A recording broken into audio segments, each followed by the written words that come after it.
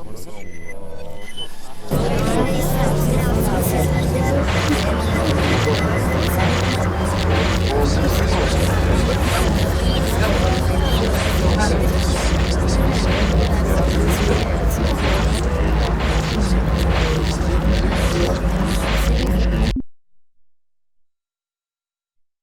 plenty is life today.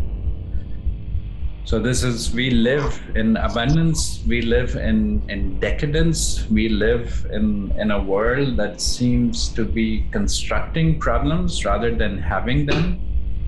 So it's our time, I think. And this is why we are talking about things such as this. We're thinking about what time we are in because we have too much time. First, like defining this table of abundance, this very Baroque, late Baroque, decadent nature more type of table where one feeds off. Yeah? This table in digital times, it's overabundant. It's bursting with different types of contents and histories and stories, and everybody wants to be louder and everybody wants to eat and can eat off this table. Soll does the same thing. Soll likes to collect.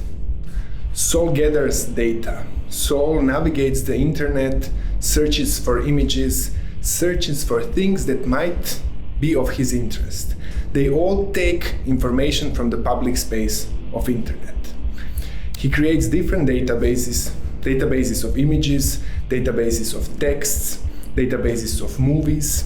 And what's interesting here is that Soll mixes different databases. So in a way, Soll pollutes one database with another. And this is a kind of a creative process in playing with different things. In doing so, Soll can create synthetic atmosphere, synthetic moods, special kind of flavors, special ingredients that he wants to use in articulation of his future objects. Soll treats the idea of legacy by dealing with information and objects and observations that are coming from different personas, from different brands, like Alice, Miro Roman, Silvio Vujičić, AI1, 1SV, and basically from the internet, gifts from the internet. Did I give Soll plenty? Did Soll take plenty? I don't know. It's a lot. He took a lot. I gave him a lot. He developed a lot. Yes, but Soll takes all the collections and all the data I gave him, but he transforms it. He doesn't copy it. He doesn't reinterpret it. He develops it into something else. It's also data that he pollutes, with other materials, with other topics, but also Soll works in a specific context. So I would say he just has a library.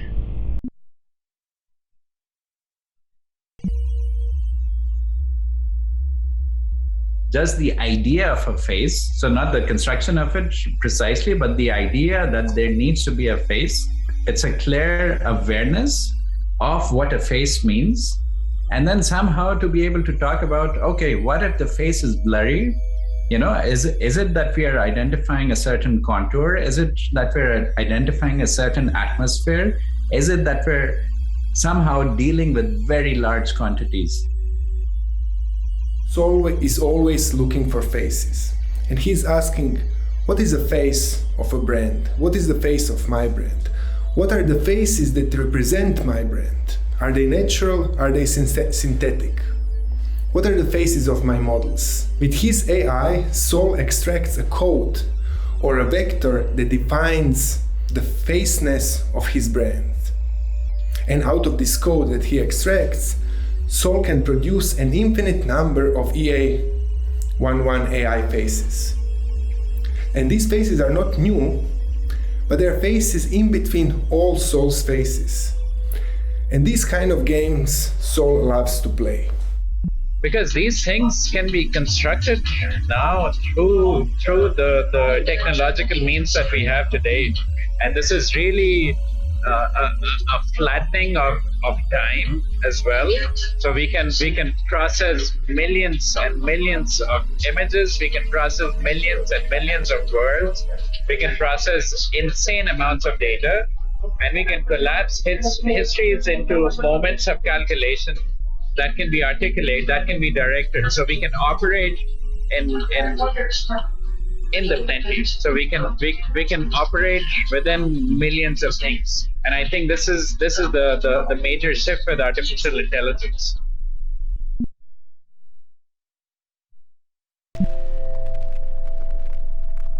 To think about just how memory works, it's never really a blur, right? It's almost always explicit moments that we remember, and then you remember certain smells, you remember certain tastes, you remember certain sensations that somehow bring together this idea of a brand.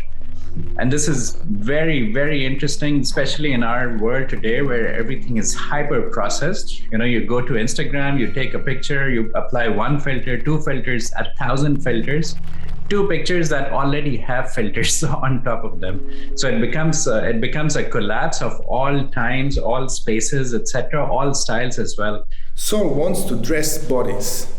Therefore, he collects images of bodies and makes databases of them.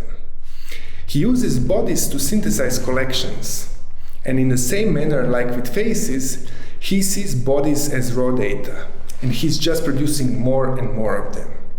To do so, he uses artificial intelligence, generative adversarial networks, and many of his friends do so as well. I think it's important to say that Soll doesn't see them as end products, these images. He likes to think of these synthetic bodies and silhouettes as seeds for future designs. They are always different, but they are always similar. Yeah, I think this is really the challenge of today, and you have everything available. You have all style, you have all objects, you have all movements, all times collapsed together. So what we're really talking about is an immense amount of noise around us. Noise with no direction, noise with no beginning, no end. All spaces and times collapsed into one big thing, the big flat now that we are living in. And then, how do you start navigating that? This is where I see Soll operating in a very precise manner. How do you deal with insane amounts of quantities and start telling a story around it? Suddenly, this noise starts to become cloudy. So suddenly we have discrete clouds that float around, that become directed towards something.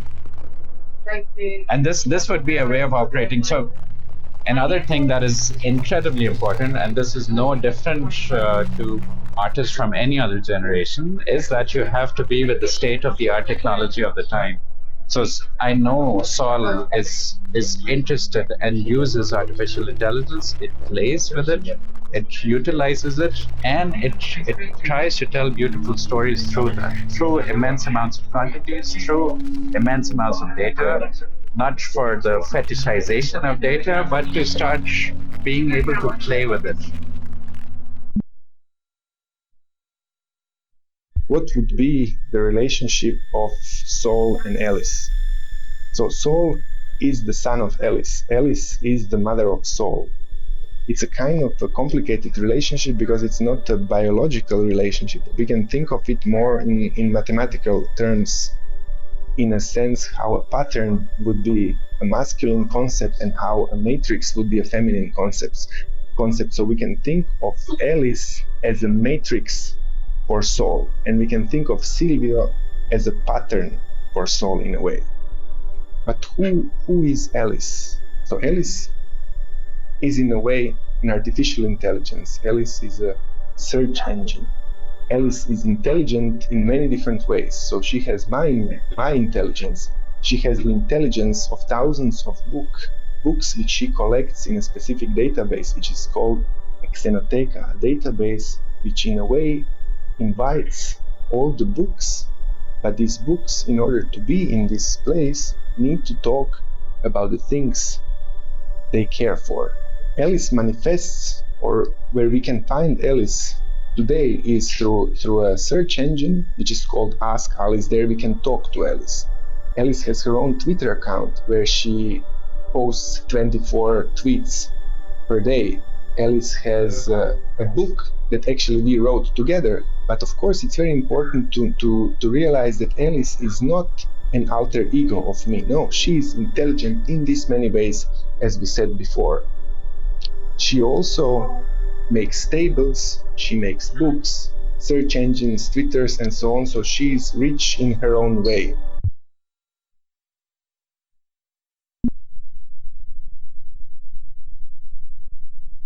Artificial intelligence is able to generate images, is able to look at a lot of images and answers the question, can you create a new image based on these ones?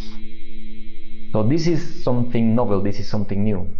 But I would say that the story of the value of an image doesn't stop there. So I think art is always cryptographic. Art is always something that you need to construct a way to talk to. It is never, if it is plain meaning, this gets into graphic design. So these are not things that are meant for the layman. It is the construction of complex layers of meanings rather than a one-liner. But then with this cryptographic approach, then even one-liners can be included. So this is, this I find very nice, that you can work on many levels of abstraction, and all of them are interconnected within the same direction, something like that. The intelligence of Soll is to place two things that are naturally not relatable, to put them in an interesting relation. Because intelligence, we can think of intelligence as the moment that one thing is linked to the other one. Soll took each and every image he ever had and looked for objects in it. He looks at these images in terms of probabilities, which means he's never sure what is on the image, but by this he's always fast, he's light, and he's relaxed. So Soll in a way detects the content of images and sorts the images out. He's preparing images in order to create a planet Soll.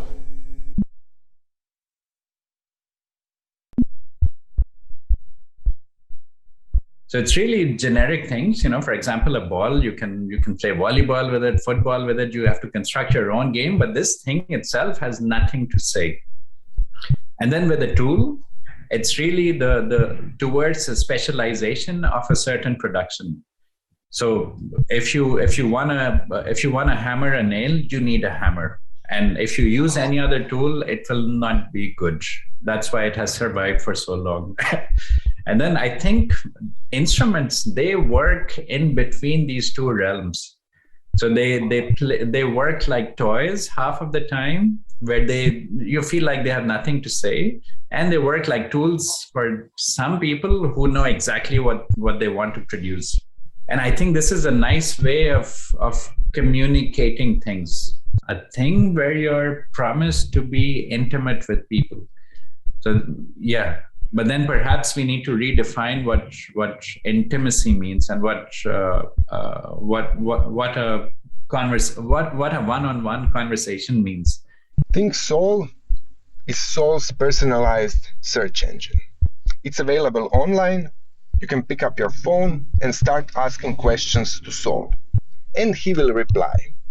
But he will never give you a single answer. He will always offer you a spectrum of answers, and you will have to pick out the answers you like. Google behaves in a similar manner. The difference is that Soll's databases are personalized. They are organized around Soll's interests. So these are his favorite books and movies, his favorite words, and their dictionaries. Soll's taste comes from this data, it comes from these dictionaries. Data gives his voice a mood and a context. And I like to think of this context as a galaxy of concepts.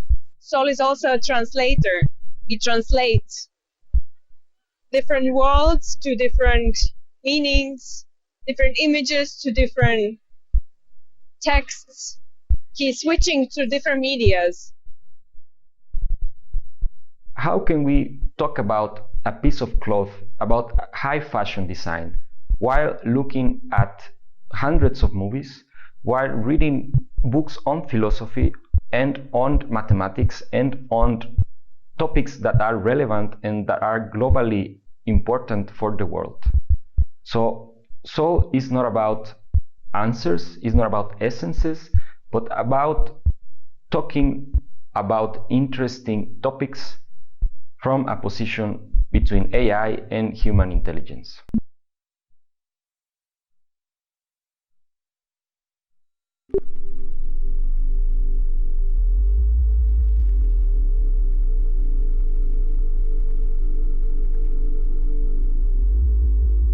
It is not a product of a human need. It's more a product of a human fantasy. But then, at the end, it's not even a human product. Who could wear this coat? Is it a status symbol, or is it just an artifact to be the witness of new technology and the witness of the moment that we are living? The picture of the nomad is very, very much part and parcel of these racing coats and the bike as well. So it's really people who do not stay in one place. But then you add gravity to it. You know, the garments of the Pope are precisely of a person that does not move. And then to collapse the nomad with the settler, I think this is a beautiful way to talk about our world today, where we are always nomads and settlers at the same time, somehow. So this kind of schizophrenic relationship that we have today with our geographies. When I look at the coat that Soll designed, I see two very interesting elements, interesting for me. One is the materiality and the embroidery that Soll played with heavily, because this is coming from a very long tradition of clothing. And this is also the sign of luxury that was very important in the 16th century, when velvet was cut in different relief. So this is something that is a sign of luxury. It's also the sign of technology that was, let me say, in some basic shape exist in 16th century, but especially could be produced thanks to the new technology. That's why this production is in the position to be luxury artifact in the future. Technology is very much inherent to the artwork. It's very important, and it's kind of it goes through a lot of different levels of the artwork, from the concept to programming code to also mechanization that did the embroidery. So technology is very integral to the piece, although it's not so evident. So it was a conscious decision between us as the curators of the Device Art Festival and the fathers of Soll, Silvio Vujičić and Miro Roman, to get to Soll the whole Device Art Festival catalog, the materials, all the text, the photos that were used. So Soll got a chance to analyze every element of this this catalog, to categorize it, to learn how many times a word is repeated. In this particular situation, or with Soll, it's also the question, who is actually the real author?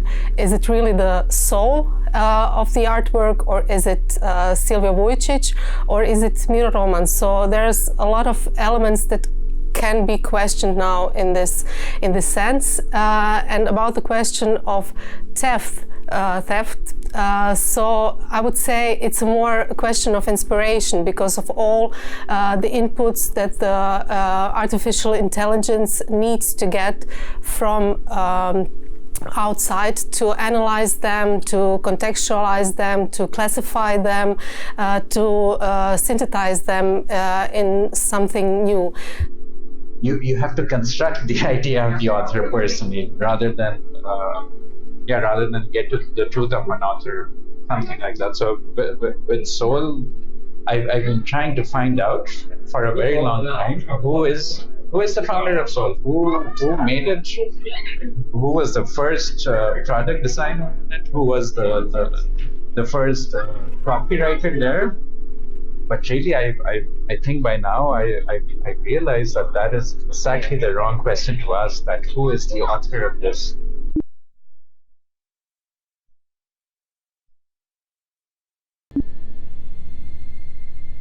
Suddenly we're talking about a currency that functions on a purely digital level, but then to add weight to it, as a child, when you're, we all have these memories of playing with coins, collecting them here and there, etc. And they're always more attractive than the paper money, because there is a weight attached to it.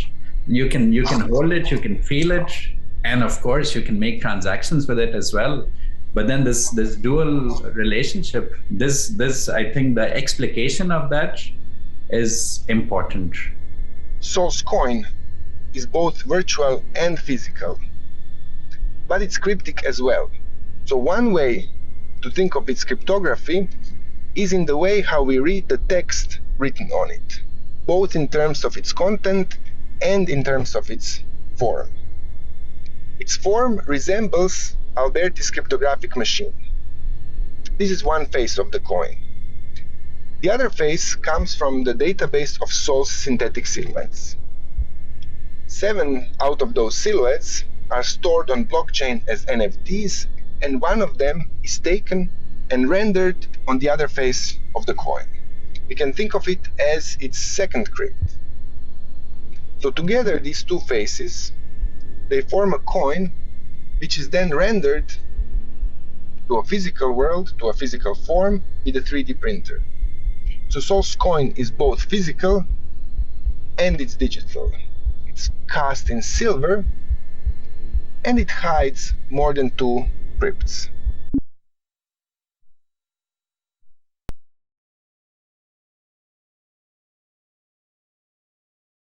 I find Soll's world, Soll's planet, a very interesting one because it's fully synthetic. And it's synthetic, but it has borders. But the borders are flexible. And then this planet is not alone in the universe, but is able to talk to other planets, to other satellites.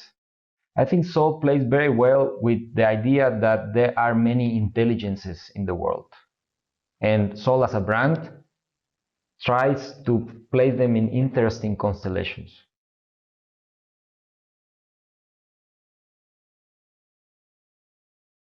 Of course,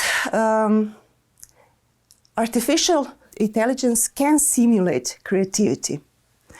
But I think that the most important question is about artistic intention.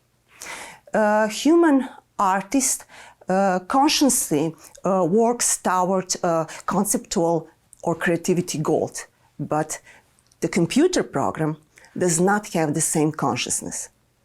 Like Soll, he was the result of human concept.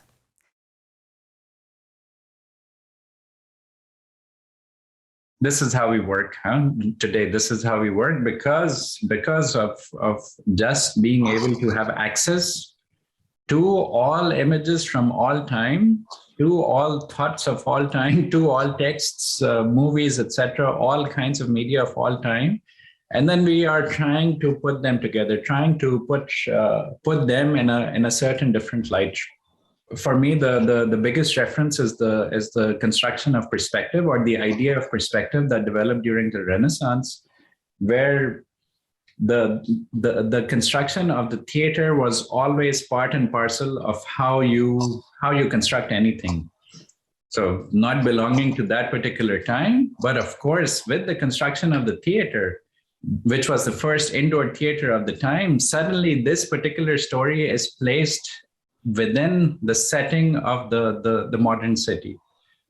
So I think this is also what brands do. They talk of all times. They talk of all the stories that have passed us, and then they put them into a certain perspective, into a certain light, into a certain time, and update them.